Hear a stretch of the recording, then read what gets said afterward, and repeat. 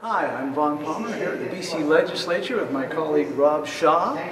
And this is supposedly the quiet season at the Legislature, but here we are, Rob, getting ready for a summer sitting of the Legislature starting next week.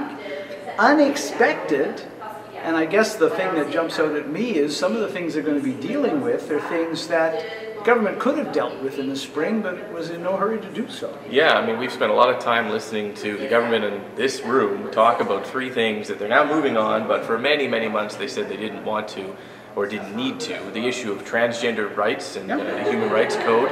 We have the issue of political donations and those being put out in real time to the Liberal Party now. And we have the issue of housing affordability. Three issues that the government has actually kind of dragged their feet on for quite some time, and now, Vaughn, you pointed out in the column, are moving into action figures on. Yes, and we don't need to see the government's opinion polling to know what their own polls are telling them, which is they need to start dealing with some of this stuff, much as they didn't think they had to.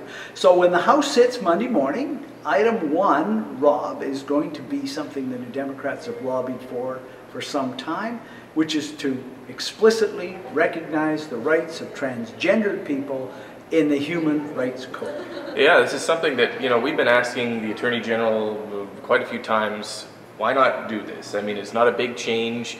The government's position has been, well, everyone is already protected under the Human Rights Code. Well, then why not just spell it out? Government's finally got around to that. I think it's no coincidence there are pride parades in the province coming up in just over a week and a half. Last year in Vancouver, Liberal MLAs were barred from going in the pride parade over the issue of transgendered rights. So the government, I think, wants to be able to go out in the community without hostility, and this is a small change that's very important for people.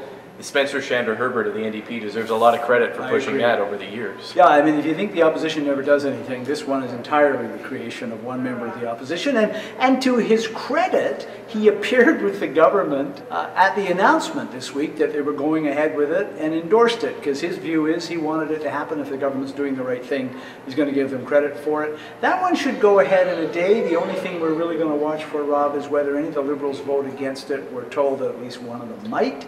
Yep. The other issue, the Premier apparently has told the BC Liberal Party that starting in January she wants the party to disclose every 2 weeks the names and amounts of the donors to the party. This is an issue that they could be dealing with in the House right now, passing legislation forcing all parties to get closer to real-time donation disclosure instead of annual. But Vaughn, as you pointed out, no movement to do it in the summer, possibly not a fall session. We won't see any legislation in place before the election. So the government's just going to do it by diktat, and the Liberals, of course, have now challenged the NDP to do the same thing, so we'll see.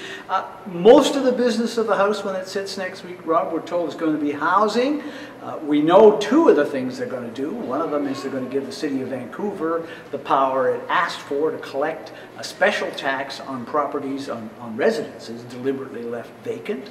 And the other is to bring in some recommendations of the Real Estate Council to tighten the real estate industry, regulation of it. We've had some hints there might be something else. Yeah, during public accounts this week, the finance minister suggested the massive windfall in the property transfer tax, which is now $1.5 billion a year the government gets from real estate transactions, might be spent in some way, partially, to increase affordability options. So we're looking for that. He was also asked, Vaughn, point blank about a foreign buyer's tax or a foreign speculation tax, and his answer on that was, you have to sift through the tea leaves a little bit, but... Well, it was fascinating to watch it, because when you see the clip, he pauses for 10, 11 seconds, which is a long time in a press conference, and sort of thinks it over and then says, well, you and I might not agree on what a foreign buyer is, and that's all I'm going to say. So, I don't know. We'll be watching to see if they do what they do on supply, what they do else next week.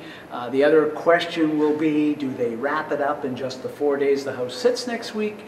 Do they drag it into Friday? Do they go past the BC Day holiday? I think the New Democrats are just going to get up and say, look, you're finally doing something we've been asking you to do for months.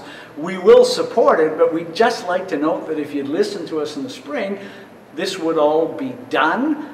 But we'll be back next Friday to talk about BC Legislature and what actually happened. This is just speculation. Thanks for watching.